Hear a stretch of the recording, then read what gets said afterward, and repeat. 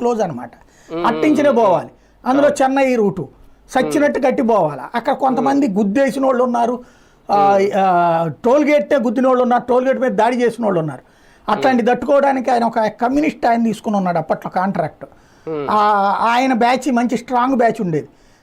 దానేటట్టు ఉండేవాళ్ళు అనమాట. 2 జీపులతో ఎప్పుడు రెడీలో ఉండేవాళ్ళు, లారీని లేపడానికి క్రేన్లు ఉండేవి. అలాగ వసూలు చేసిన రోజులు చూసానే. అట్లాంటి దాంతో పోల్చుకుంటే అప్పుడు తర్వాత తీసేయాలి. ఇప్పుడు వాజ్పేయి టైంలో చెప్పింది కూడా 30 ఏళ్ల పాటు టోల్గేటు మెయింటెనెన్స్, ఆ తర్వాత తీసేయాలి అని అన్నారు.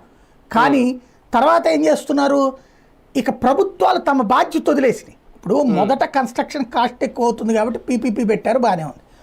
కానీ తర్వాత రెగ్యులర్ మెయింటెనెన్స్ కూడా ప్రభుత్వాలు వదిలేసి నిలువు దోపిడీ చేస్తున్నాయి. ఇప్పుడు ఫస్ట్ ట్రిప్ కట్టినప్పుడు ఇంత ఖర్చు అయింది కాబట్టి అంత వసూలు చేశారంటే ఒక అర్థం ఉంది.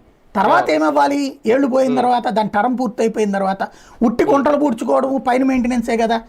అంటే అంతకుముందు జరిగే ఖర్చులో ఒక 20 to 30% కదా అయ్యేది. కన్స్ట్రక్షన్ కాస్ట్కి నిర్వహణ కాస్ట్కి చాలా తేడా ఉంది కదా. నిర్వహణ కాస్ట్ అంటే 30 రూపాయలు అవుతుంది, కన్స్ట్రక్షన్ అంటే 100 రూపాయలు అవుతుంది. మరి తీసేయాలి కదా అవి, లేదా తగ్గించాలి కదా. టోల్ గేట్లు పెరుగుతున్నాయే కానీ తగ్గట్లా. ఇది మొదట ప్రజల ప్రయోజనాల కోసం ప్రారంభమై ఆ పైన ప్రజల దోపిడీకి కారణం అవుతుంది ఇప్పుడు టోల్ గేట్. ఇవాళ దాని గురించి ఎవడన్నా మాట్లాడితే దాన్ని